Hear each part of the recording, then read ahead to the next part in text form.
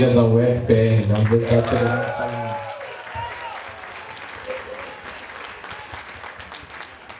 Professor Wellington, ele é professor do Magistério Superior da Universidade Federal do Paraná. Ele é doutor em Educação para a Ciência e a Matemática pelo Programa de Pós-Graduação em Educação para a Ciência e a Matemática da Universidade Estadual de Maringá, a UEM. E também ele é mestre em Educação pelo Programa de Pós-Graduação em Educação da Universidade Estadual do Oeste do Paraná, a UniOeste. É professor permanente do Programa de Pós-Graduação em Ensino, Formação Docente Interdisciplinar da Unespar e, além disso, possui especializações nas áreas de Ensino e Educação, e é graduado em Licenciatura em Matemática. Também ele é membro interdisciplinar de Estudos em Modelagem e Educação Matemática. A palavra agora está com os membros da mesa.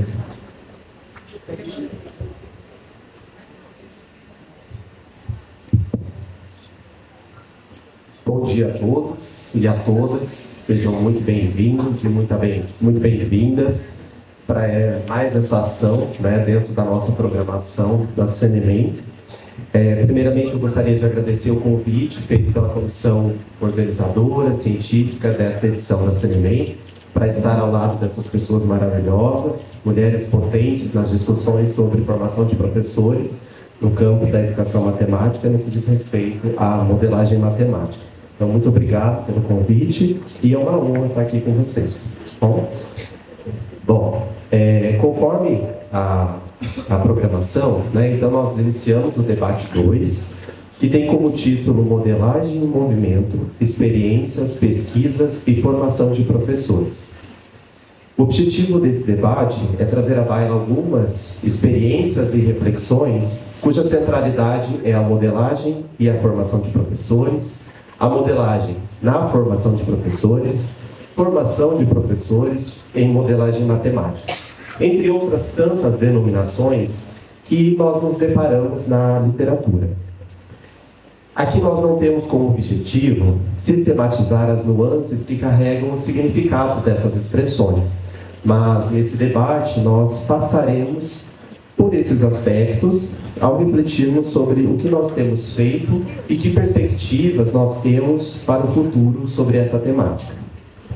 Então esse debate, como já foi anunciado, ele será brilhantado pelas professoras a Paula e a Cláudia, E após, então, a apresentação que o Murilo fez, a gente convida as professoras para falar um pouquinho sobre as trajetórias, e de que forma as discussões têm sido representativas, que nos trouxeram essa mesa sobre formação de professores. Bom dia a todas as pessoas aqui. Eu queria fazer coro com o Wellington e agradecer à comissão científica, à comissão organizadora pelo convite para estar aqui. É uma honra estar aqui com a Cláudia e com o Wellington, para conversar sobre essa temática, que é uma temática muito importante, quando a gente pensa em modelagem na educação matemática, e uma temática que eu tenho trabalhado nos últimos 15 anos, mais ou menos, Então, para começar, eu vou contar um pouquinho porque eu entendo que eu estou aqui ocupando esse lugar, embora eu saiba que tem vários outros colegas que poderiam estar aqui também falando sobre a formação de professores em modelagem matemática, Então, meu encontro com a modelagem se deu em uma disciplina do programa de pós-graduação em Educação Matemática. Eu fazia como aluno especial uma disciplina ministrada pelo professor Rodney Bassanese. Eu falo que a culpa de eu estar na modelagem é do Rodney, totalmente dele, E uma pessoa muito importante para a modelagem na educação matemática. E aí eu fiz o meu mestrado e meu doutorado em modelagem matemática, mas o meu foco era basicamente as tecnologias, embora no doutorado eu tenha também problematizado um pouco de formação de professores. Quando eu ingresso na carreira docente em nível superior, logo eu começo a trabalhar com estágio supervisionado no estado de São Paulo, que não é o caos que a gente tem hoje, mas já não era algo muito tranquilo de se trabalhar considerando a modelagem. Como disse o Miro ontem, né, a questão da crise na educação é algo constante, né? Então, já era difícil. E aí, quando eu vou trabalhar com estágio, que eu me aproximo das escolas, né, com os alunos, eu percebo a dificuldade do trabalho com a modelagem por conta de questões principalmente relacionadas ao currículo. E aí há uma mudança, né, na minha concepção e no trabalho com a modelagem matemática. E aí eu passo, então, as minhas pesquisas passam a ter foco na formação de professores.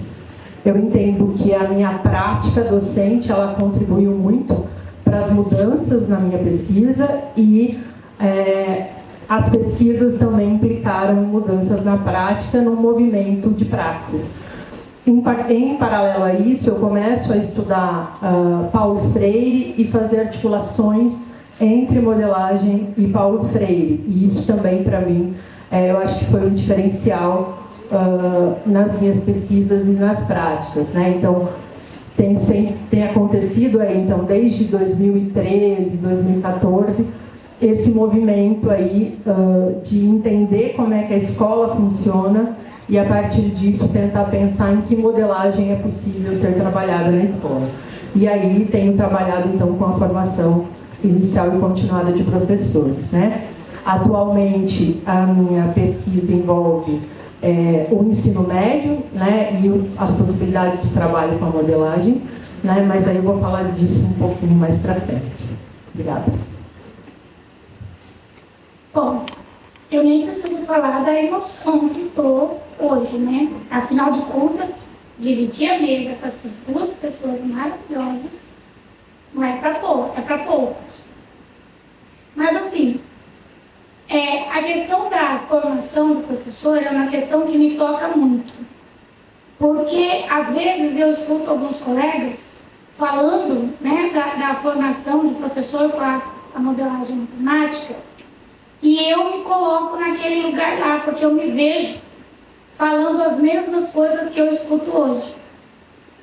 E eu sei que as coisas vão encaminhando, e às vezes a gente vai tomando um gosto pela modelagem matemática e esquece dos medos que tivemos quando começamos.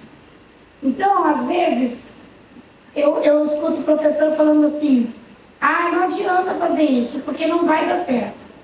E aí eu lembro da primeira vez que eu fui fazer modelagem matemática na sala de aula, quando eu estava fazendo mestrado. E eu fui apresentar primeiro para a Lourdes. Pense, eu não sei o que foi mais difícil, se foi fazer a modelagem ou se foi mostrar para ela o que eu queria fazer. Até hoje eu não sei qual que foi a dificuldade maior. Mas aí eu queria que ela visse, né, o quanto eu era esperta, inteligente, né? Eu queria mostrar para ela que eu tinha estudado, não foi? Estudei feito uma doida. Aí, mas assim, eu estudava para falar para ela, mas nem eu acreditava no que eu estava dizendo. Porque eu ficava pensando: nossa, será que os alunos vão fazer isso mesmo? Será que isso vai dar certo? Aí eu falava para ela: não, eu vou fazer assim. Mas que agora eu posso contar para ela. Na época, eu jurava eu acho que ela sabia. Mas assim, é muito difícil você chegar numa sala de aula, ter 40 alunos lá e você fazer uma proposta diferente. Por exemplo, hoje foi difícil a proposta da nossa mesa, porque nós estamos acostumados a apresentar slides. Aí eu falei: nossa, nós não vamos apresentar slides? Não vamos. Falei: tá bom, não vamos. Mas é muito difícil a mudança. Então eu percebo que quando eu fui fazer modelagem na sala de aula, eu tive uma dificuldade muito grande, porque eu não acreditava no que ia acontecer. Então eu fazia porque era assim que tinha que fazer. Porque eu mostrei para a Lourdes a minha proposta, ela disse o que eu tinha que fazer, quais eram os encaminhamentos. Eu, como uma boa orientanda, fiz tudo que ela falou. Mas, na maioria das vezes, eu não acreditava. E a primeira vez foi frustrante. Porque eu me perdia, não sabia, é muito difícil fazer algo que você não está acostumado, né? Hoje em dia, não. Hoje em dia, eu fui dar um curso para professores a semana retrasada e eles falaram para mim que não queriam trabalhar com a ideia que eu levei, que se modelagem tinha que ser assuntos que interessavam, eles queriam falar do morango do amor. Falei, tá bom, então vamos falar do morango do amor. Troquei o tema e partimos para modelar problemas em relação ao morango do amor. Hoje eu faço isso. Olha, eu não sei, ia ficar orgulhosa de mim. E eu comecei fazendo com alunos, ensinando alunos, e eu tinha muita dificuldade. Mas depois eu percebi que às vezes a gente subestima os nossos alunos, né? Porque eles deram conta, eles fizeram perguntas maravilhosas e foi assim, graças a Deus, deu certo. Defendi o mestrado, sou mestre, né? Lourdes assinou tudo certinho. E aí, fui pro doutorado. Aí pensei, agora eu já estou um pouco mais calejada, vai ser mais fácil. Ali, cabe ali, encontrei a Lívia, né? E olha só, o doutorado daí foi para a formação de professor. E aí começou tudo de novo. Começou todas as inseguranças, né? E a gente nunca tem tempo de nada, mas no doutorado ainda fiz uma filha, eu não sei lá que hora. Eu nunca esqueço da pergunta que a Lilian fez para mim. Não esqueço. Como? Você não tem tempo. Pois é, do jeito tradicional. Mas enfim. Sem mais detalhes. Mas enfim, fizemos. Os professores, eram 10 professores inicialmente, chegou no final, 3 entregaram. Então, assim, a formação de professor, eu estou falando isso para vocês para falar que eu não sei como que às vezes a gente esquece dessas inseguranças que a gente já teve. Então, assim, foi uma dificuldade, um desafio quando eu estava fazendo em sala de aula. Depois foi outro desafio, outras coisas, porque na formação de professores depende de alguém, né? Porque você depende de algum professor para fazer o que você está fazendo. No último dia você me ligou, lembra? Eu lembro, né? No último dia eu disse. Foi. 3 entregaram. 3 entregaram. Então, assim, é uma mistura de alegria, esperança, desespero. Quem é que já não desesperou? E aí, quando a gente vai para a sala de aula, às vezes a gente tem uma expectativa que nós vamos lá colocar o que é modelagem e o cara já vai fazer. Não vai, gente. Porque o medo é maior, a insegurança é maior. Eu estava no grupo de modelagem e eu tinha medo de fazer e não contava para ninguém, ó. Mas a gente tem. Um dia, cadê minha amiga Eugênia? Um dia ela falou assim, você não tem medo? Eu falei, eu tenho, mas eu finjo que não tenho e vou. E assim que é muitas vezes. Aí vai com medo mesmo, porque não tem jeito, a gente não tem outra opção. E às vezes eu me coloco no lugar daquele professor que está lá na escola, que não teve tantas oportunidades, que não participou de um grupo de pesquisa que fazia modelagem, que não participa de tantas formações que não tem modelagem, que tem modelagem, que às vezes não teve uma disciplina de modelagem no curso de licenciatura, que às vezes nem fez o curso de licenciatura em matemática, é pedagogo. E aí eu me pergunto, como que a gente quer que chega lá e fala assim, eu adorei modelagem, vou fazer amanhã. Pode até ser que eles gostem, mas eles não vão fazer amanhã porque eles têm medo, né? E isso a gente precisa amadurecer. Então eu acho que a formação de professores com modelagem matemática, ela precisa ser gradativa mesmo, sabe? Você não consegue fazer tudo de uma vez.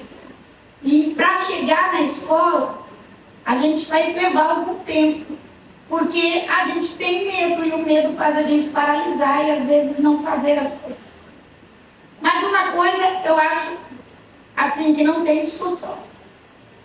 A gente consegue, porque eu tô aqui. Então a gente consegue, né? Deus é muito bom, a inteligência para todo mundo, então a gente consegue, só uma questão de adaptação. E é isso, tá? Essa é a minha trajetória. Hoje em dia a gente já faz assim, já estou até com netos, né? Contei para a Línia e para a Lourdes que elas têm bisneto, ontem elas não quiseram ouvir. Aí, gente, é isso aí. Muito bem, eu acho que um pouco dessas reflexões a gente vai acabar debatendo conforme a dinâmica que a gente preparou aqui. Bom, quando a gente começou a conversar a respeito de como é que nós vamos encaminhar esse debate, né? E aí nós compartilhamos algumas mensagens e veio nessa direção mesmo que a Cláudia falou. Como assim não vai ter slide? Né? Como assim eu não vou fazer uma apresentação? E aí a Paula sugeriu que nós fizéssemos fazer valer um debate, né? Ela disse que teve uma experiência com o Rodolfo. Cadê o Rodolfo? E a gente gostou da dinâmica e essa dinâmica que nós adotaremos. Aí eu falei assim, mas espera aí, a gente só tem um problema, nós não temos o Rodolfo aqui, né? A gente eu estou aqui fazendo o papel do Rodolfo. Eu falei, gente, eu não sou articulado como o Rodolfo, eu não canto como o Rodolfo. Falei assim, mas a gente pode tentar, né? E nós vamos seguir por esse caminho, tá? Bem, então como nós faremos? Nós pensamos... Não vou cantar, gente. Nós pensamos em algumas questões, né, norteadoras para esse debate, e aí eu vou lançar as questões e as professoras, a Paula e a Cláudia, vão compartilhar um pouco das reflexões a respeito das questões. E enquanto nós vamos dialogando aqui, conversando, né, a gente abre espaço para que vocês possam também fazer as perguntas de vocês, tá? Nós projetaremos aqui um QR Code e aí vocês podem, pelo celular, né, encaminhar as perguntas. Eu tentarei fazer o papel do Rodolfo aqui, de separando as perguntas, né, de agrupando as perguntas conforme as temáticas, né, abarcadas nas perguntas, para a gente tentar abraçar o maior número de perguntas possíveis, tá? Mas eu já disse, eu não sou o Rodolfo, então tem as minhas limitações também, mas a gente vai tentar, bom? Pessoal, vamos trocar de computador porque isso aqui é muito chique, só gosta do meio. Bom, e aí a ideia é que nós tenhamos esse debate mesmo. Então vocês fiquem à vontade para fazer as perguntas, né? Se quiserem se identificar, pode colocar o nome, a gente faz a leitura, né? E se não quiser também não tem problema, tá? O formulário não tem ali aquelas perguntas que são obrigatórias. Bom, são 2 perguntas só. E aí também, uma das questões é se vocês gostariam de direcionar a pergunta, né? Para a Paula ou para a Cláudia. Bom, e aí vai ser, nós pensamos nessa dinâmica. Então, esperamos que vocês participem com a gente do debate, certo? Bom, então, para a gente começar...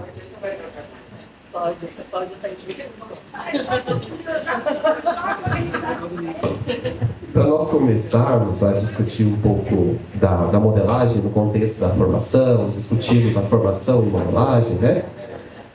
Uma das perguntas que nós pensamos aqui para iniciar a discussão é que potencialidades, Paula e Cláudia, eu gostei desse negócio de mediação, gente. Professor, né? Paula e Cláudia. Paula e Cláudia. Que potencialidades vocês reconhecem na modelagem matemática para a formação de professores? E aí, se vocês acharem conveniente, né, vocês podem, uma pode responder a respeito dessas potencialidades no contexto da formação inicial e outra no contexto da formação continuada. Bom, Enquanto a Cláudia está ali na parte técnica, né, porque a Cláudia é multipapéis aqui, né, então ela está ali na parte técnica, eu vou começar então a falar um pouquinho sobre essa pergunta do Wellington, pensando na formação inicial, né? Eu tenho tido experiências com a modelagem na formação inicial desde 2012, especificamente, né? A formação do professor de matemática e na formação do professor que ensina matemática, que é o pedagogo. E eu vejo que e essas experiências se dão em contextos diferentes. Por exemplo, em disciplinas de prática de ensino, em disciplinas de conteúdo e metodologia de ensino de matemática, e aí a gente tem a modelagem como parte dessa disciplina. Então, é uma experiência mais pontual. E, mais recentemente, com a minha ida para a Unesp de Rio Claro, eu tenho atuado numa disciplina optativa de modelagem matemática, que aí é uma disciplina toda sobre modelagem. Então, eu já vejo diferenças aí, né? Porque quando você tem a modelagem em uma perspectiva mais pontual, eu vejo que essas potencialidades, elas não são tão claras, nem para nós, né, pensando no docente, mas muito menos para os alunos. Porque o tempo, né, eu acho que a Cláudia foi muito feliz quando ela menciona a questão desse receio, desse medo. O tempo de contato com a modelagem, eu entendo que ele é muito importante para que as pessoas se familiarizem e possam se sentir um pouco mais confortáveis com ela. Então, numa disciplina, é muito mais fácil de você perceber essas coisas do que em ações mais pontuais, né?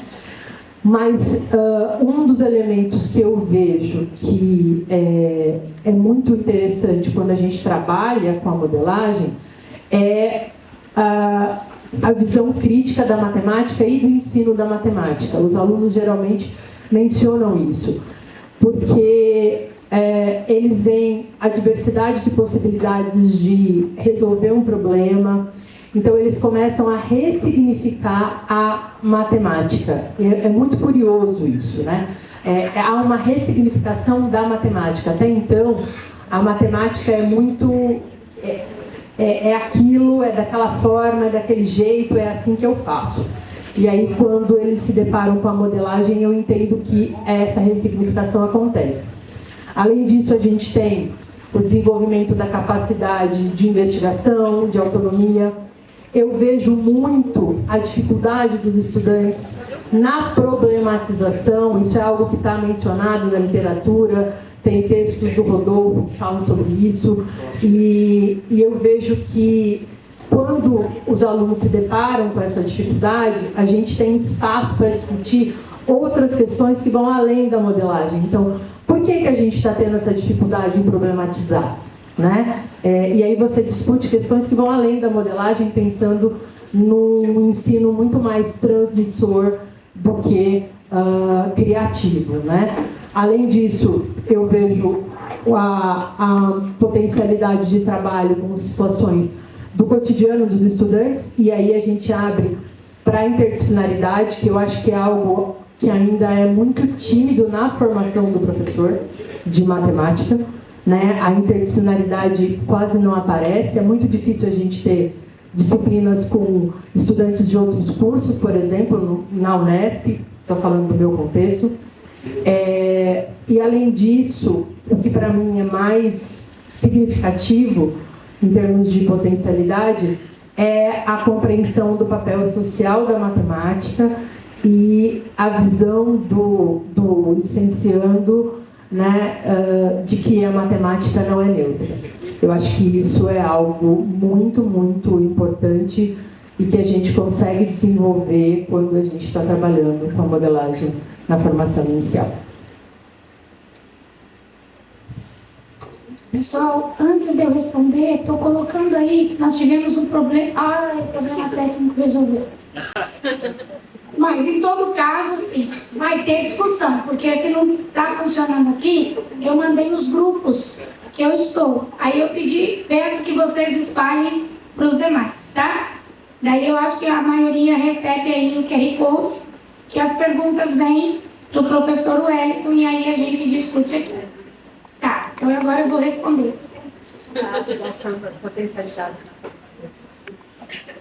Bom, aquilo que eu disse, todas as pessoas conseguem fazer modelagem, mas você precisa ter algum tipo de iniciação. Você não vai chegar vai ler um livro, chegar na escola e fazer modelagem. Então, quando você mostra para um professor que dá certo, que você vai lá e faz com ele, porque eu acho que, eu sempre digo que para você ensinar com modelagem, você precisa 4 passos. Primeiro, você precisa ser aluno de modelagem. Você precisa ir lá e aprender modelagem. Você precisa experimentar aquilo ali, ver como é que faz, para você compreender o processo. Então, ninguém consegue chegar, sei lá, mesmo que vai lá ensinar. Eu vou ensinar derivada. Você não vai lá na derivada, lá, já fazendo... Primeiro você vai preparar a sua aula, você vai resolver os problemas, você vai conferir os teoremas, você vai demonstrar alguma coisa, para depois você filtrar tudo aquilo e dar lá e fazer a sua aula. Quando você vai usar a modelagem, não é diferente. Primeiro você precisa fazer isso, organizar as ideias, e depois você começa preparando sua aula, experimentando coisas pequenas, fazendo atividades simples. Eu não sei vocês, mas às vezes eu tenho a impressão que a gente considera que o bom sempre tem que ser aquela atividade assim, mirabolante. E às vezes não, às vezes o bom está nas coisas simples para fazer. Lembro aqui da palestra da professora Berta, que falava sobre a modelação dos pastéis, que lá é bolo, aqui é bolo, lá é pastel. Mas dos pratos, dos pastéis, ou seja, os pratos, o tamanho dos pratos para colocar os bolos. E aí discutimos aí nessas nossas conversas pelos corredores. Então, às vezes, coisas básicas pode fazer. Então, eu considero que a modelagem matemática ela tem muitas potencialidades.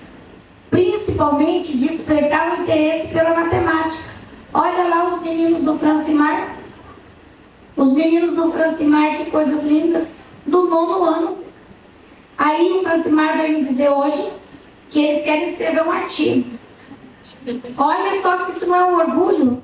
Eu me encho de orgulho de dizer que eu sou orientadora do Francimar e que ele está fazendo a diferença na sala de aula. Então, não tem potencialidade melhor do que essa. Você fazer a diferença. Então, são 4. São 5. São 5 meninos que estão aqui. Mas as turmas deles são bem maiores. Esses 5 vieram para cá, mas devem ter mais lá fazendo atividades diferentes. E mesmo se fosse um só, se você fizer a diferença na vida de uma pessoa, pode não ser muito para todo mundo, mas para aquele que você fez a diferença não é? Então eu penso que as atividades de modelagem matemática podem fazer os nossos alunos a pensarem, não só resolver no automático, porque isso já está colocado que não adianta mais. O pessoal faz pesquisa aí coloca, olha, no PISA não conseguimos alcançar uma média razoável, porque o grande problema, não interpretamos problemas, não conseguimos usar as ferramentas matemáticas. E o SAEB, o SAEMS e tantas outras. Então a gente já sabe que no automático não está dando certo. E eu penso que uma forma de sair dele é usando a modelagem matemática. Eu acredito muito nisso. Bom, eu acho que nessa direção a gente encontra nas falas muitas potencialidades, E eu acho que para além das falas, a gente também tem muitos registros das pesquisas que evidenciam essas potencialidades no contexto da formação de professores e para a formação de professores. Então, nesse sentido, quando a gente promove situações no contexto formativo, a gente tem essa intenção de promover vivências que sejam de fato formativas. Então, vislumbrar essa mobilização dessas vivências no contexto da formação inicial, no contexto da formação continuada, geralmente a gente também se depara com muitos desafios. E E aí a gente queria ouvir um pouquinho sobre o que vocês... O desafio maior. Porque se você acreditar que dá certo, já é meio caminho andado, porque daí você vai lá tentar fazer. Se você não acredita, pode ser que você nem tente. Agora, o segundo desafio é a gente vencer o medo do sistema. Porque em todas as atividades que eu faço sempre, em todas as formações, é sempre isso. Primeiro eu não sei se eu consigo, não sei se dá certo, que é a questão do medo de tentar. O segundo ponto que aparece é: nossa, mas e se eu fizer lá na escola e a diretora passar no corredor e ver todos os alunos falando, discutindo, vai pensar que eu não tenho domínio de sala? Ou ainda, o sistema não permite que eu faça no plano de aula o que eu vou dizer, porque o plano de aula é automático lá. Então, eu penso que esses desafios são os maiores. A gente venceu o medo de não dar certo, ir lá e tentar. Logicamente, tem umas atividades que não vão dar certo mesmo. Quem já não foi fazer uma atividade que achou que era a coisa mais maravilhosa da face da Terra, chegou na hora, o negócio não foi. Porque é maravilhoso para você, pode ser que para quem foi fazer não era, né? Assim, desestimulante. Uma vez eu achei que eu tinha preparado uma atividade assim, maravilhosa. Eu falei, nossa, isso aqui vai ser assim, o outro mundo. Aí tinha quase efeitos especiais. A primeira pergunta que eu fiz para os meus alunos, eles estavam assim, parecia que eles estavam com cara de paisagem, assim, congelados. A segunda pergunta, a mesma coisa. A terceira pergunta, a mesma coisa. Tentei de todo jeito, não saiu. Aquela atividade não deu certo. Porque eles não queriam. Então, eu acho que esse é um desafio, né? Um desafio também primordial, que é você convencer os seus alunos que é bacana. Então, eles têm que querer. Porque se a gente não quer fazer as coisas, a gente não faz nada. Eu acho que o querer é o diferencial, é você falar assim, olha, brilhar os olhos, né? Quando você olha para uma coisa e fala, olha, primeiro então você paquera, vai lá, olha, procura, aí você fala, gostei daquele moço ali, aí você fica de olho nele, né? Assim é a modelagem, primeiro você dá uma paquerada nela, e aí você dá uma olhadinha e fala, aquele tema interessou, muito bem. Então, esse é o tema que você vai ter sucesso. E pode ser também que no meio, porque a escola é uma coisa que tem muitas atividades extras. Então, às vezes, você monta uma atividade de modelagem para umas 5 aulas. E aí, no meio dessas 5 aulas, vai ter um recado do diretor na hora do intervalo, vai ter um projeto de, uma palestra, tem um monte de coisas. E aí as aulas, às vezes, e não estou dizendo que isso não é importante, né? A escola é algo que está sempre em movimento. Só que esse movimento, às vezes, quebra o ritmo da atividade.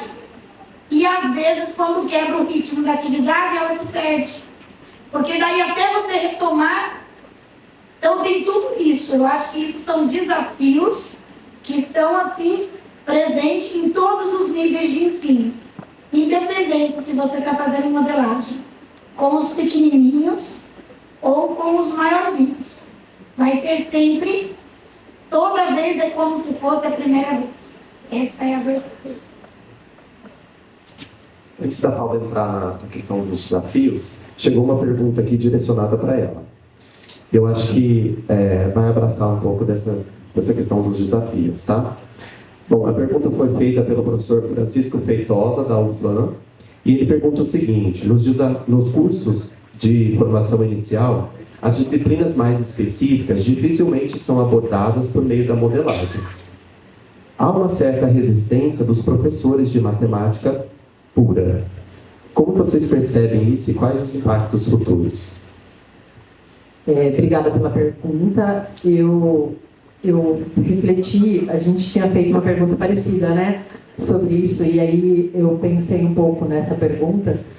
Eu entendo que, acho que nós, professores, que trabalham com modelagem e que ministram essas disciplinas ditas, né, da matemática pura, então, os cálculos, a geometria analítica, a álgebra linear, por aí vai, eu acho que, às vezes, a gente tem resistência em utilizar a modelagem nas nossas disciplinas, né? Então, eu acho que tem que começar por nós, mostrando as possibilidades. E também nos cursos de formação, né? Principalmente considerando a pós-graduação.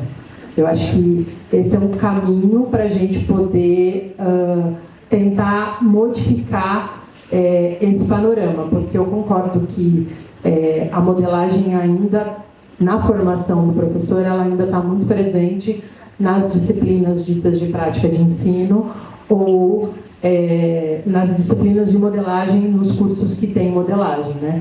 Então, eu entendo que a gente tem que tentar levar a modelagem para essas outras disciplinas, considerando a formação do professor.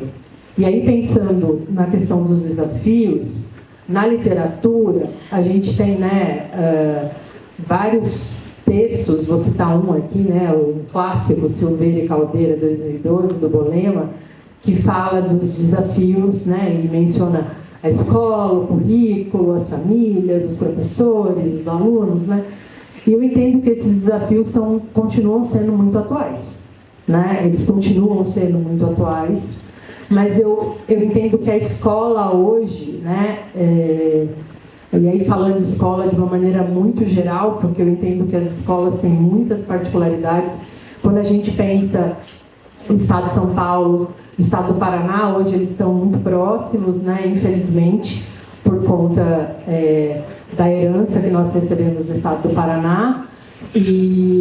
Mas que é diferente, por exemplo, ontem eu estava conversando com uma professora aqui do Mato Grosso do Sul, então tem diferenças, mas de uma maneira geral, eu acho que hoje a questão da obrigatoriedade de uso de materiais, a plataformização, né, e as avaliações externas têm sido grandes empecilhos para os professores nas escolas para o trabalho com modelagem matemática, né? E aí a gente tem, por exemplo, trabalhos de modelagem já tentando romper com isso. Então, por exemplo, tem um artigo da Karina, né, sobre plataformização e modelagem, onde ela, eu não lembro o nome da primeira autora, ela e a Débora evidenciam possibilidades do trabalho com a modelagem, mesmo existindo a questão da plataformização.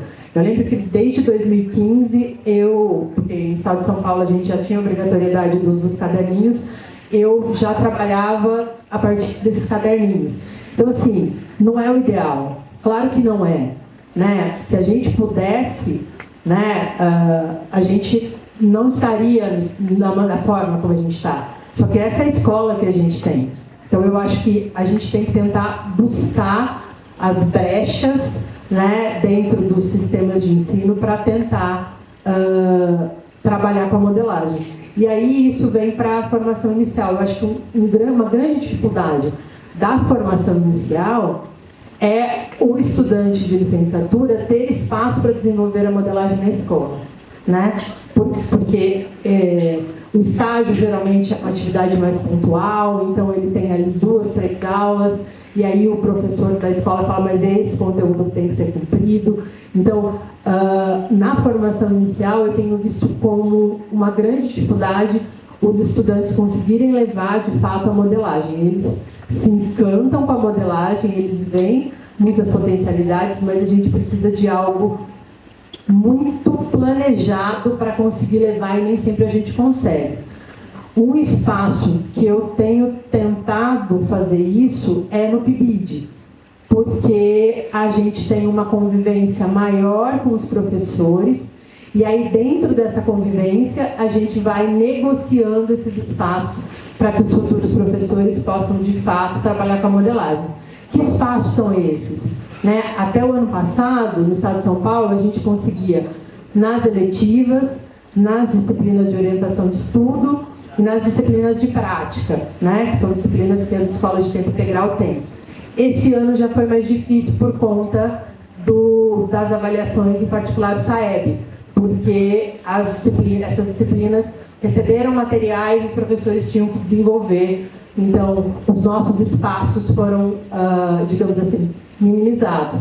Mas eu entendo que é o caminho para a gente tentar. Eu acho que a gente tem que tentar e buscar essas brechas, né? E tentar usar a nossa criatividade, a insubordinação criativa, para tentar romper com essa escola que está posta, né? E aí, de novo, eu falo muito do estado de São Paulo, que é onde eu tenho essa vivência, mas eu sei que outros estados têm outras particularidades e maior abertura, né? Então, por exemplo, no estado de São Paulo hoje, os professores têm suas aulas assistidas pelo menos 2 vezes na semana.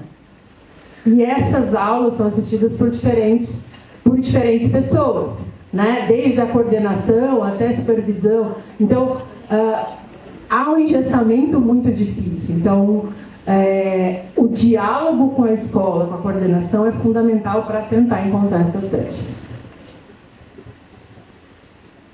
Nessa direção ainda sobre os desafios, chegou uma pergunta aqui do professor Tiago da UniOeste, que diz o seguinte: vocês consideram um desafio algumas das afirmações da própria comunidade e que pode constituir desafios para a formação de professores, bem como o tipo de produção? Eu acho difícil, Thiago.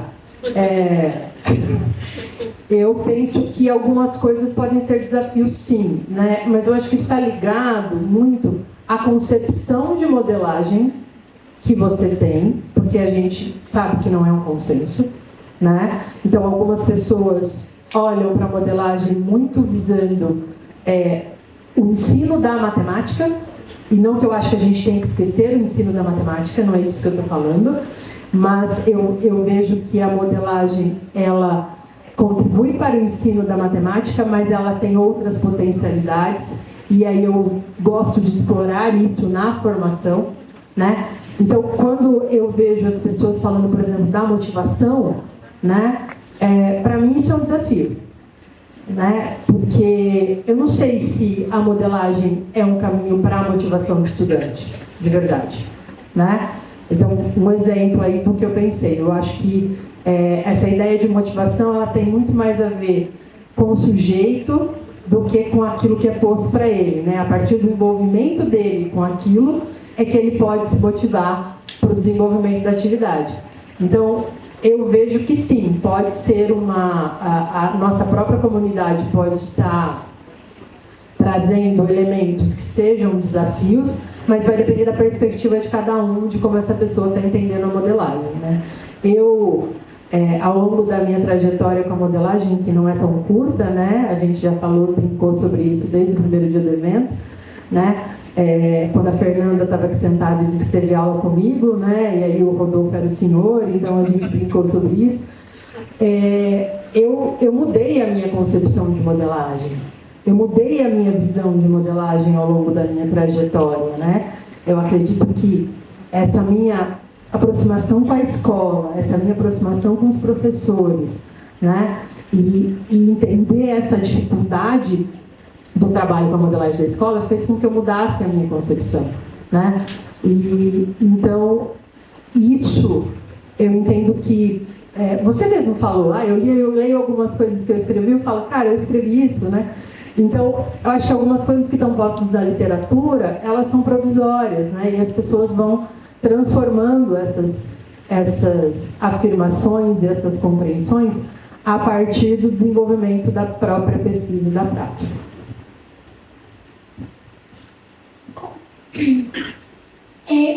Eu acho que é exatamente isso. a gente tem que aprender todos os dias, então não é possível estar sempre pensando, sempre com a mesma concepção. Acho que as concepções vão mudando. Quando eu comecei a fazer modelagem, acreditava em algumas coisas. Fui fazendo, né, a experiência, as leituras vão fazendo a gente mudar. Essa questão da motivação, que você falou, Paulo, é bem isso. Porque eu acho que a motivação não está exatamente no que você vai fazer. Eu acho que a motivação não mora no que faz, e sim em como você vai propor. Porque tem gente que chama a gente para ir numa festa e a gente arruma desculpa para não ir na festa. E é uma festa. Tem gente que chama a gente para trabalhar e a gente vai indo. Então não é exatamente o produto que encanta. O que encanta é a forma que você coloca o produto. Né? Então, como você vai vender seu peixe? Se você for lá e vai dizer assim, vamos fazer uma modelagem hoje. Que tema vocês querem? Não quer nenhum. Né? Porque, principalmente se for adolescente, nada na minha turma de graduação também. Se eu falar isso, eles vão ficar tudo quieto olhando para mim. Agora, se você chegar lá, né, colocar lá algumas questões, chamar para o debate, insistir, pode ser que você tenha atividades bacanas. Então, às vezes eu acho que o que motiva as pessoas é a forma que você coloca o problema. E assim, se a gente for colocar tudo que desmotiva, às vezes é maior. Ou às vezes, esses dias um professor falou para mim, como que nós vamos competir, fazer uma atividade de modelagem, transformar nossa aula de modelagem, que às vezes é engessada em determinados pontos, como que nós vamos competir com um jogo na internet, com as questões que ele pode procurar? Mas a gente não vai competir. Porque se a gente competir, a gente perde. Isso não é uma competição. Então você tem que colocar que existem coisas bacanas que também não precisam, às vezes não precisa da internet. Você consegue pensar ali uma discussão bacana. Eu acho que é isso. Em plena era tecnológica, a gente precisa voltar a conversar com os nossos alunos. Né? Fazer essa questão do conversar com o outro, de colocar de expor uma ideia. Esses dias eu pedi para os meus alunos da graduação fazer um problema, resolver o problema e explicar como eles encaminhariam o problema. Tudo certo. Fizeram tudo isso que eu falei. Aí depois eu troquei os problemas e eu falei para eles, agora apresenta, e justifica e defende a ideia. Foi assim, 3 ou 4 palavras, e professora, como que eu não sei. Porque a argumentação falta às vezes. Né? Como eu vou defender uma ideia, eu até sei fazer, eu sei o porquê que eu tenho que fazer, mas eu não consigo expor. Então eu acho que isso é uma coisa que está intrínseca ali e depende daquele que for fazer a atividade. Bom, eu acho que vocês apontaram aí diferentes desafios, né, e deram alguns indicativos de como é que a gente pode tentar superá-los de alguma maneira, né? Mas a gente sabe que dentro desses desafios nós temos os papéis da escola, os papéis que a universidade também assume nesse contexto.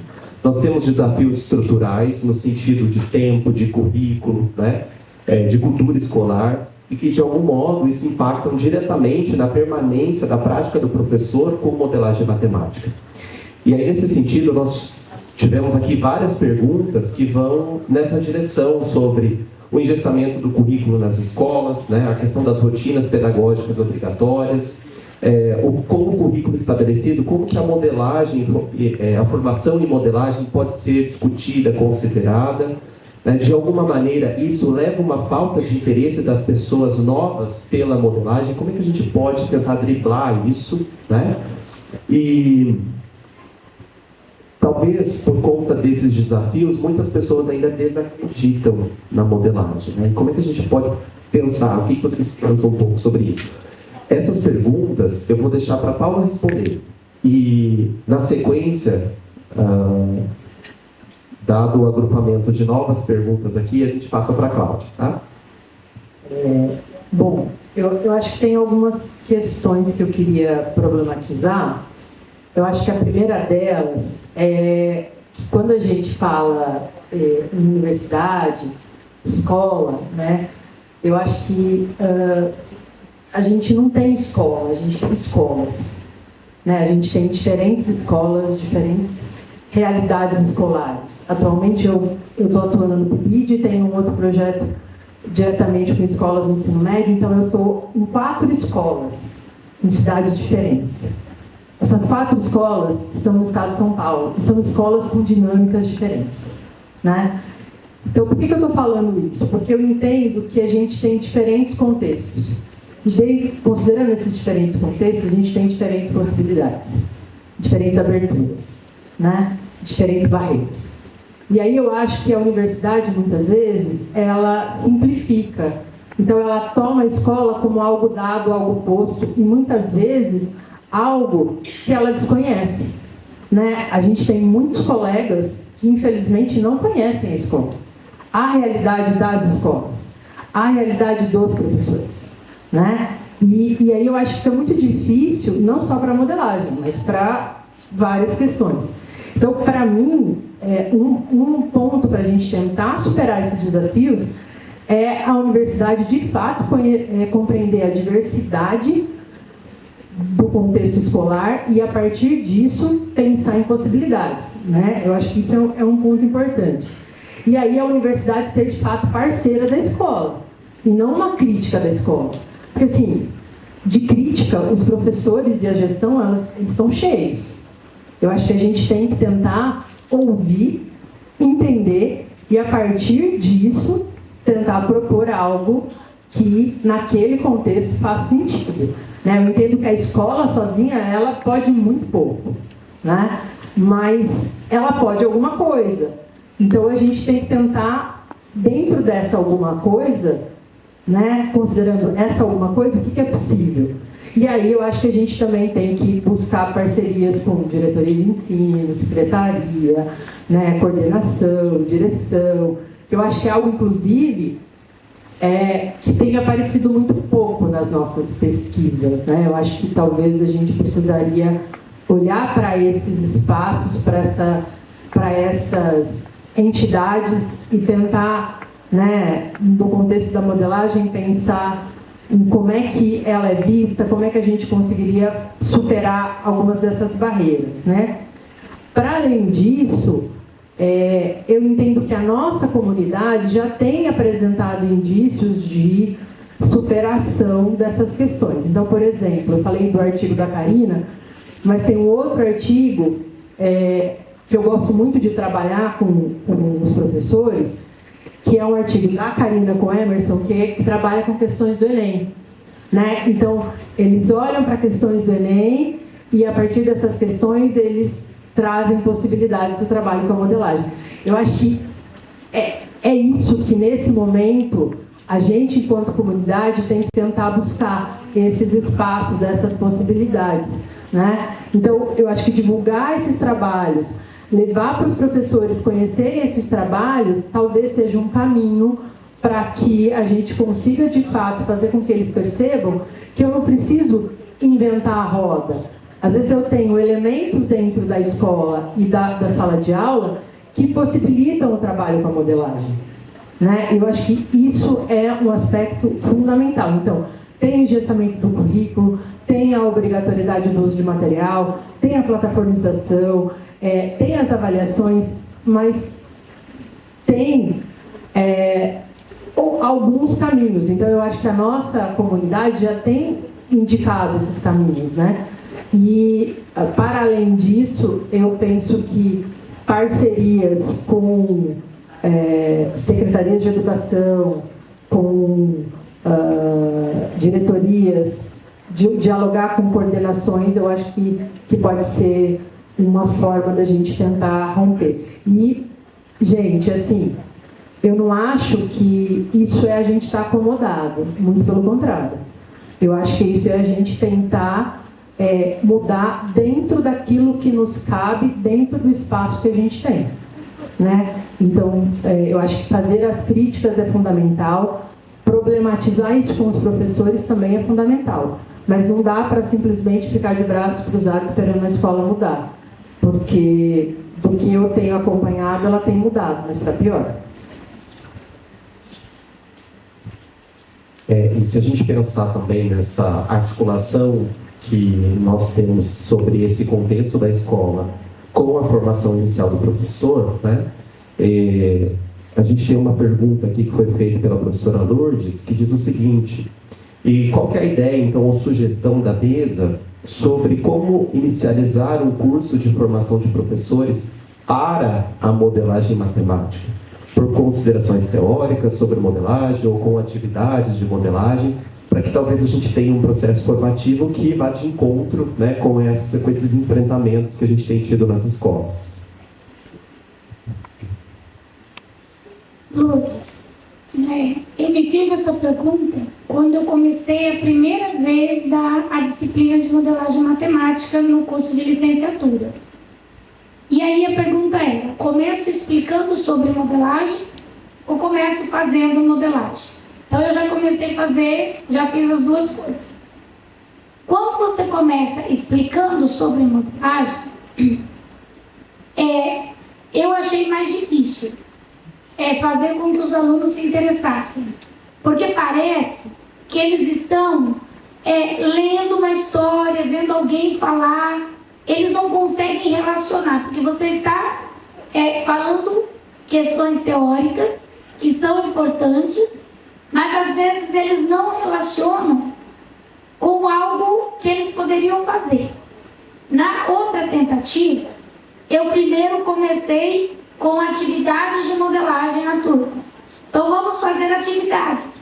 Como aluno, vamos desenvolver atividade. Depois do desenvolvimento da atividade, aí eu contei que era modelagem matemática, e daí começamos a discutir os autores sobre modelagem matemática. E o bacana foi que eu peguei, nós pegamos relatos de experiência de um dos CNEM, se eu não me engano foi o de Belo Horizonte. E aí nesses relatos tinham atividades. Então assim, tinham atividades utilizando a perspectiva de modelagem da Lourdes, a perspectiva de Burak, então tinham várias. E aí, assim, sem pensar na perspectiva, vamos desenvolver a atividade. E depois do desenvolvimento, vamos discutir o que é modelagem. Então, assim, o que é modelagem para você? Ficou uma coisa, e assim, a partir daí eu estou sempre fazendo assim na minha disciplina. Primeiro vamos fazer, vamos entender. Primeiro vamos colocar a mão na massa para vocês verem o quanto é bacana. Porque às vezes só falar é igual matemática, né? Você vai lá e dá a teoria. Porque os meus alunos, quando eles começam a disciplina, eu falo assim, vamos pensar num problema para a gente começar a falar de função. Não, professora, primeiro tem que ensinar a função, depois você faz o problema. Porque isso é muito forte. Quando você inverte, eu consigo mais resultado. Assim, não que da outra forma não dá certo, mas a participação da turma na questão teórica é muito maior do que quando você parte direto para a questão teórica. Discutir em cima do que foi feito é mais fácil.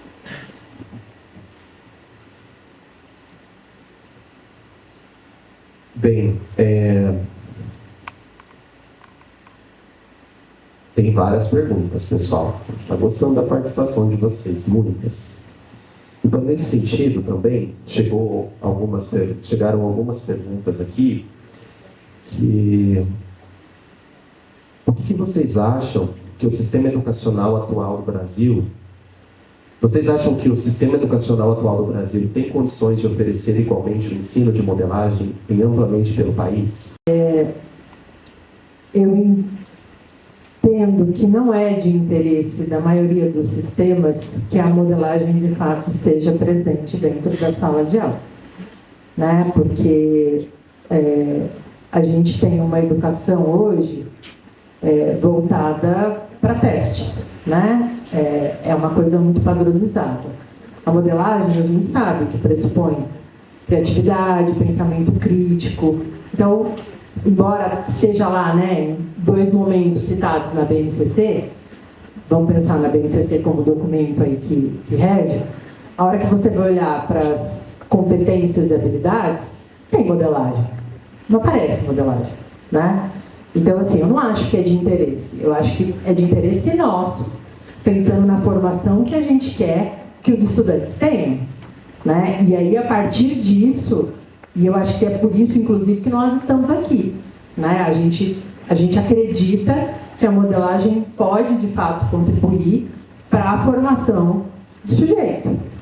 Mas eu não acho que é de interesse dos sistemas que a modelagem esteja presente nas escolas, né? Não da forma como a gente tem discutido, não da forma como a gente tem proposto nos nossos trabalhos aqui há 30, 40 anos. Então, para mim, né, o nosso papel é de tentar efetivamente romper, porque a gente acredita que a modelagem pode contribuir para a formação desses sujeitos, para o olhar desses sujeitos, né, para a matemática, para a mudança desse olhar, né? Eu vejo a modelagem como uma possibilidade de contribuir para a leitura do mundo, né, por meio da matemática. Então, para mim, por isso que eu defendo a modelagem na escola, né? Mas eu acho que isso vai totalmente contra o que os sistemas hoje querem. O que eles querem é índice, né?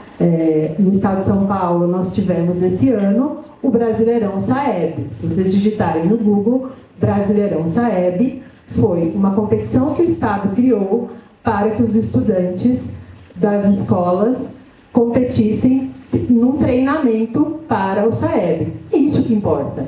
Índice. A modelagem não entra aí, não para os sistemas que a gente tem. Então, eu acho que a gente, na verdade, está buscando mudar esse status quo que está posto aí, né? Mais ou menos é uma questão nacional, essa questão das avaliações, né? Ainda mais em ano anterior a eleições tão importantes que vão acontecer, o que os estados querem é índice, o que o Brasil quer é índice, né? Então, eu acho que a gente discutir a modelagem é enfrentar isso, é tentar romper de alguma forma, ou pelo menos atrapalhar um pouco esse movimento que está posto na escola.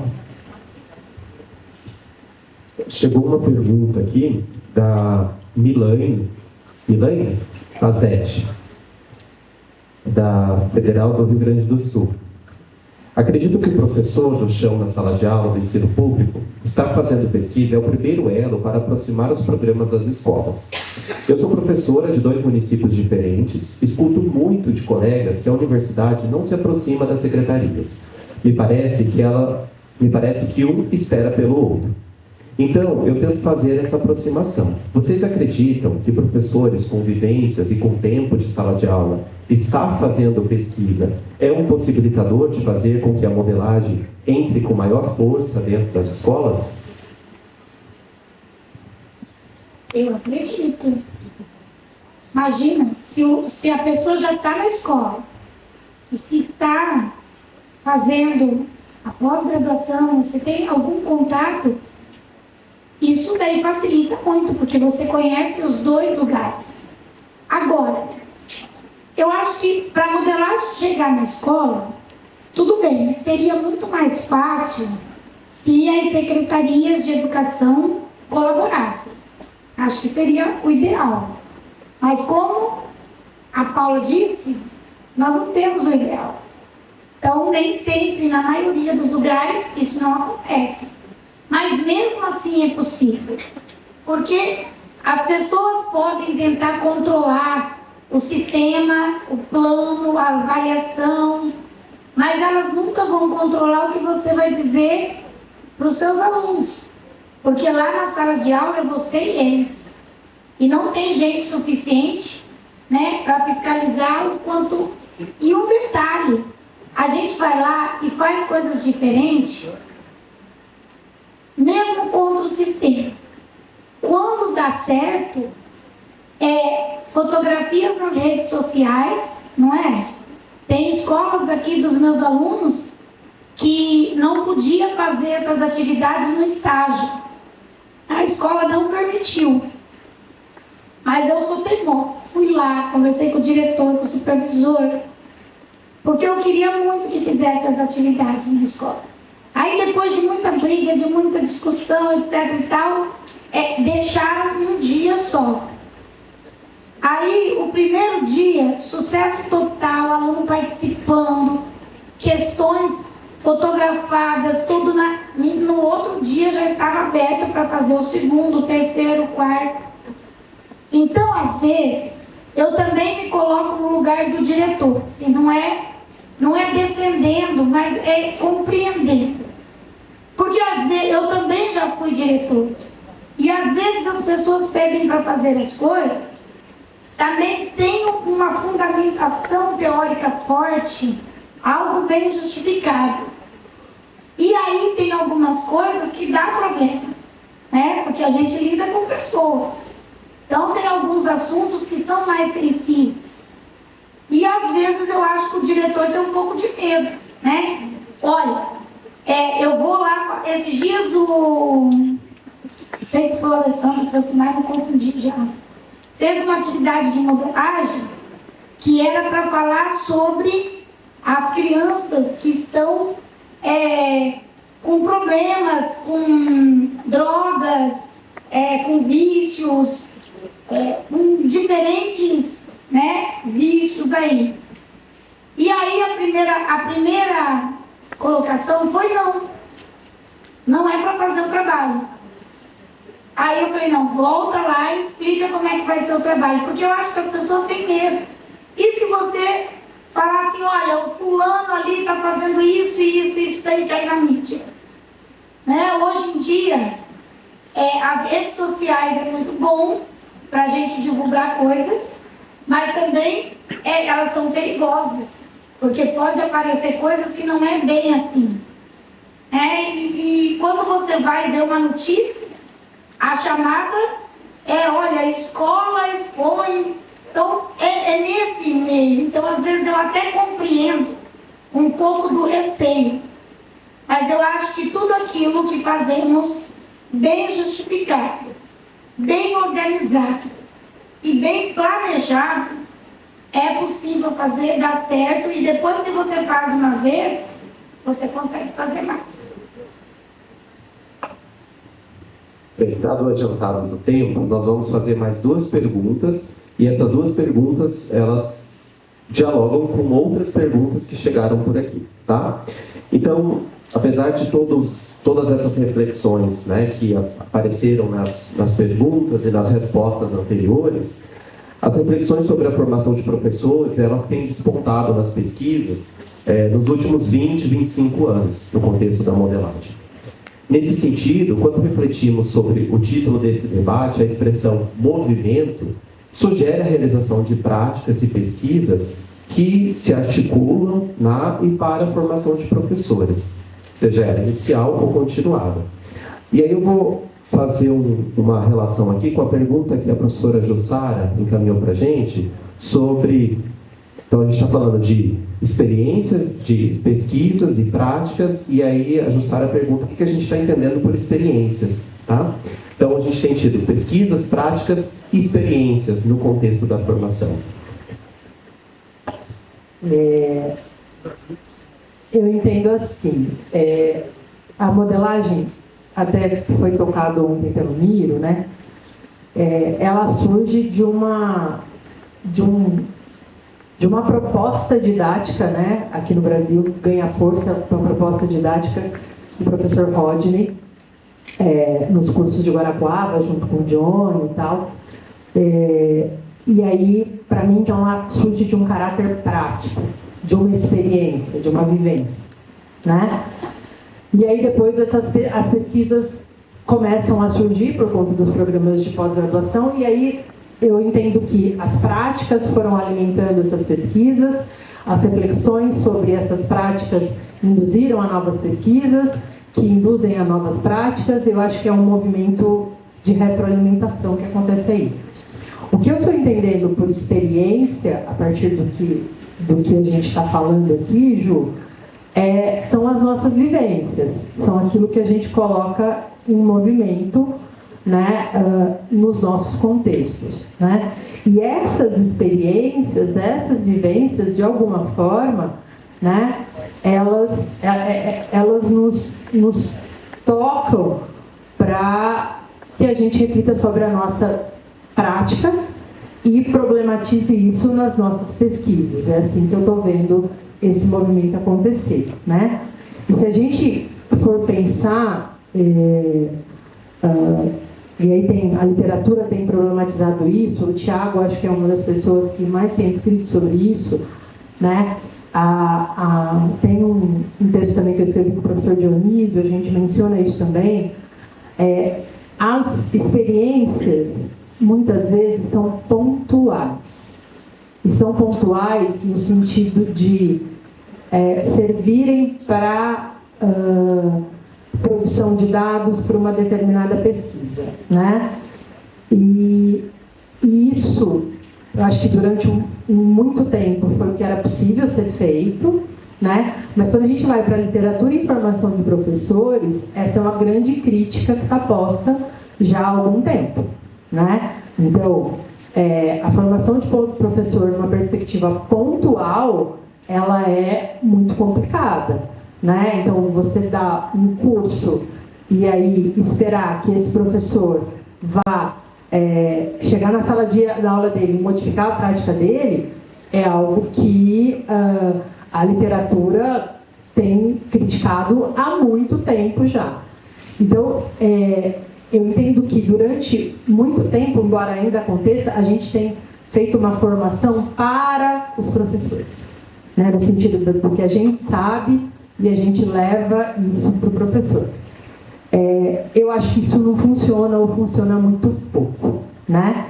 E aí, então, o que eu tenho insistido, e eu não vou dizer que não é fácil, é a ideia de uma formação com os professores, né? Uma perspectiva de escuta, de diálogo, de colaboração, de presença, de planejamento, de acompanhamento. Então, muitas vezes, essa formação precisa estar acontecendo para que a gente veja, de fato, alguma experiência reverberando na prática do professor, né? Então, eu estou com um projeto atualmente, é o 3º ano desse projeto, eu trabalhando com professores, e assim, as mudanças desses professores e as práticas desses professores, eles mudaram muito pouco, né? Por que eu estou falando isso? Porque eu tenho um contexto que vai contra tudo que eu estou tentando dialogar com esses professores, e eles trazem isso, né? Mas nós tivemos mudanças, nós tivemos atividades de modelagem acontecendo, nós tivemos reflexões sobre essas atividades e a partir dessas reflexões, outras atividades aconteceram.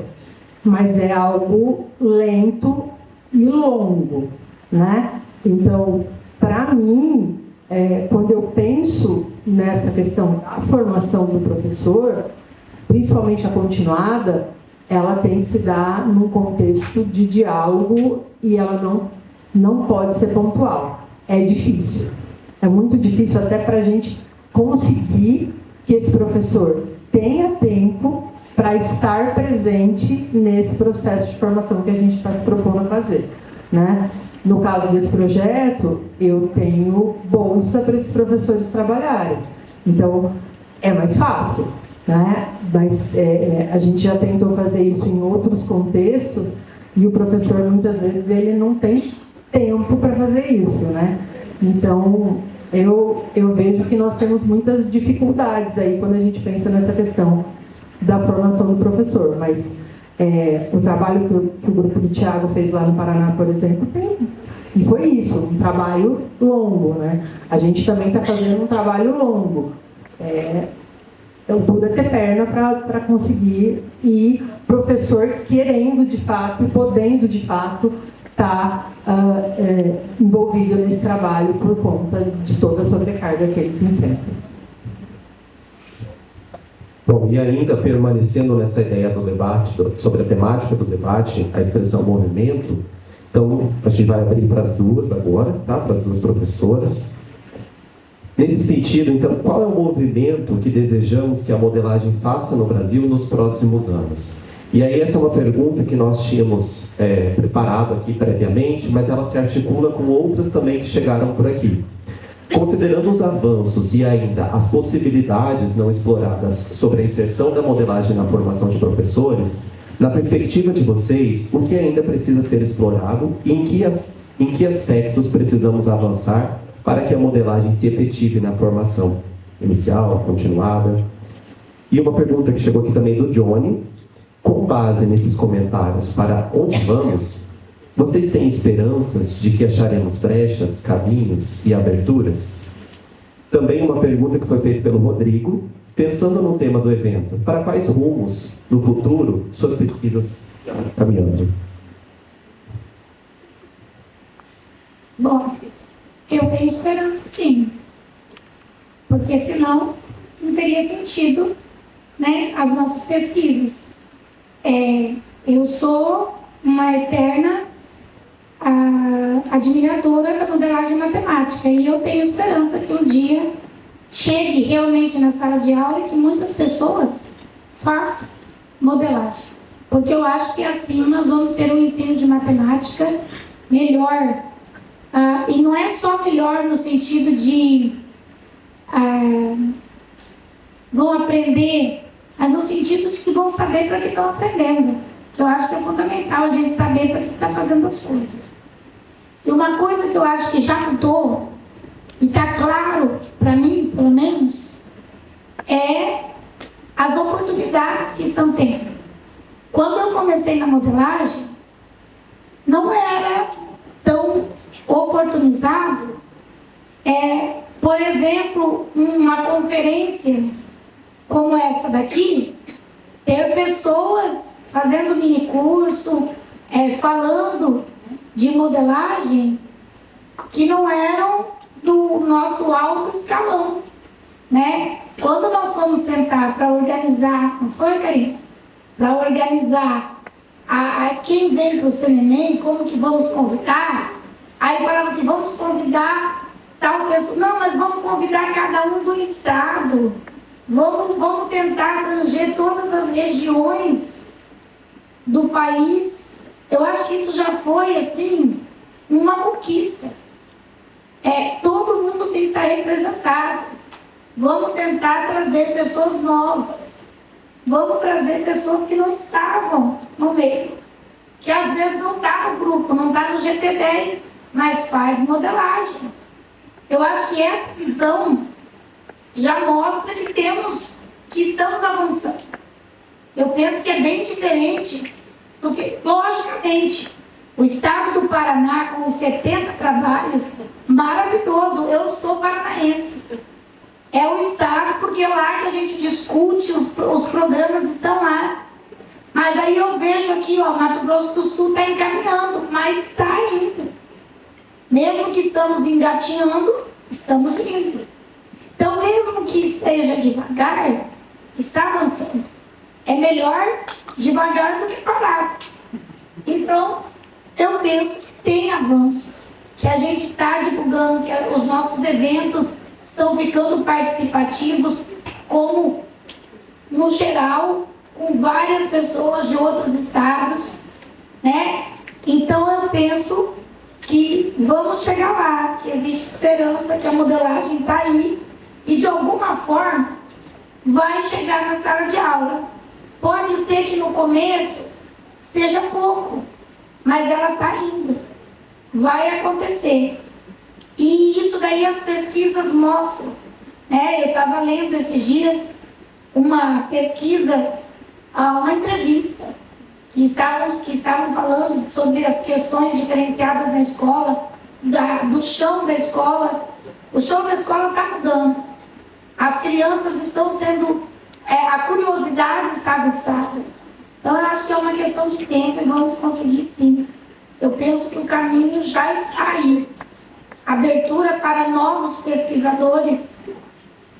Na verdade, novos pesquisadores sempre existiu.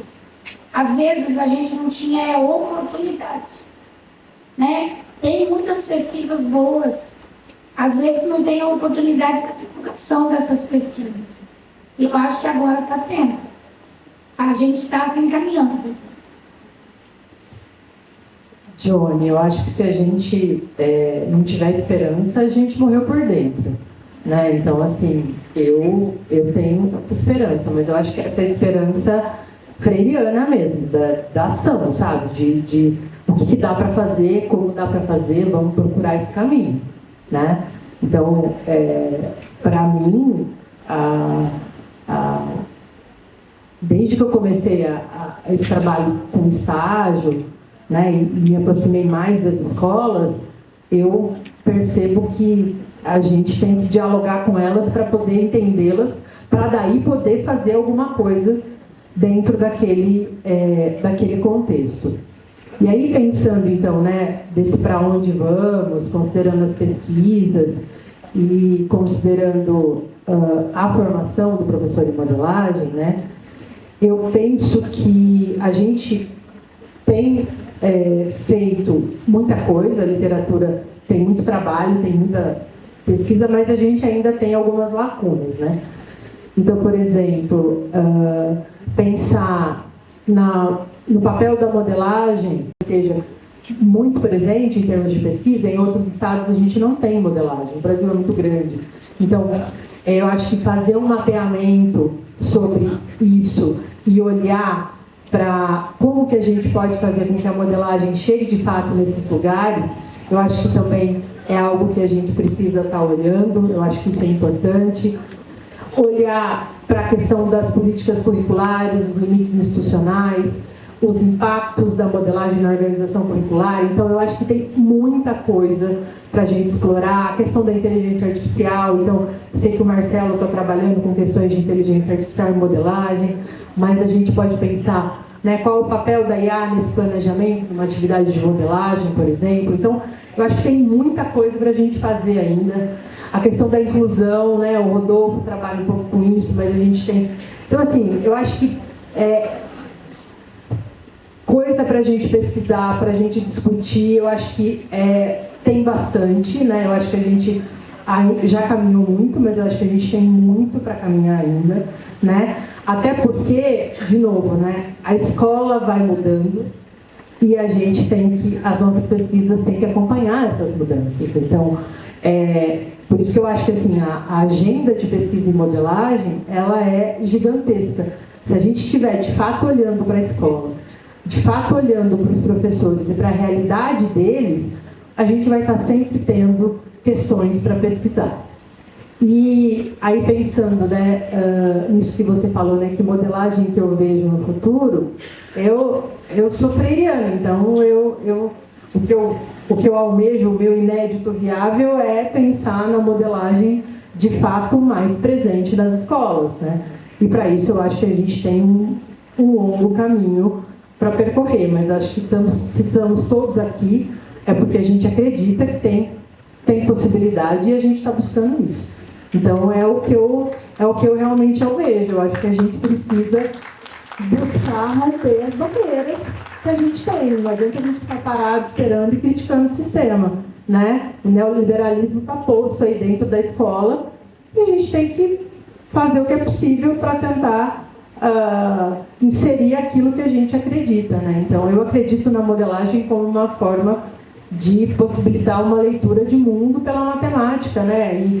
E vejo que ela é um caminho muito promissor para isso. Então, para mim, ela tem que estar na escola. De que jeito? Do jeito que dá.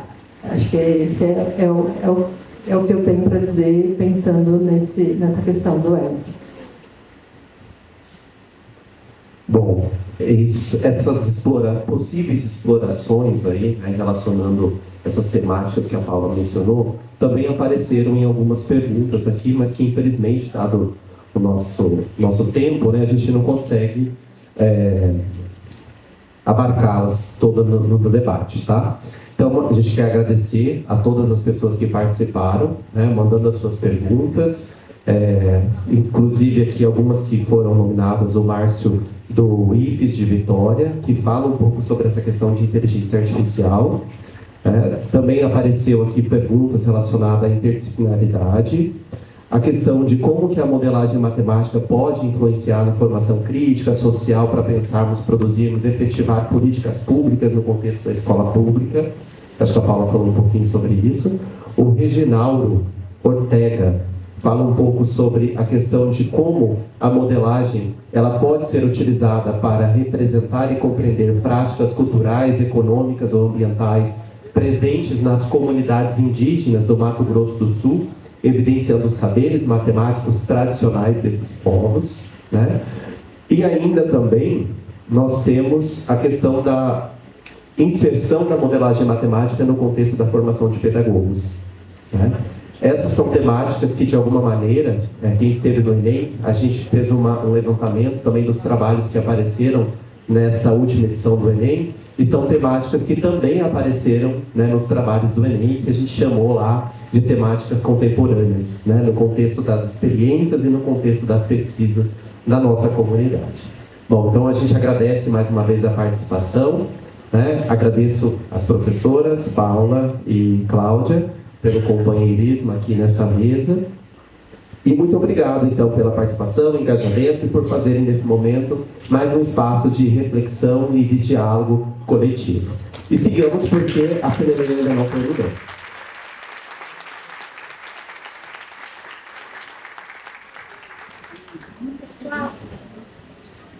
Pessoal, vou estar mandando nos grupos algumas sugestões de restaurante para almoço, tá? Mas eu quero deixar registrado o meu agradecimento aqui ao Reginaldo.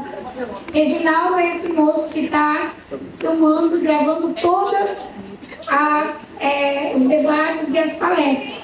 Reginaldo é um dos nossos alunos indígenas, tá? E ele é um dos orgulhos que nós temos aqui.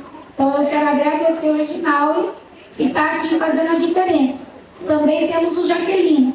São 2 alunos indígenas do programa. Tá bom? Obrigada, gente.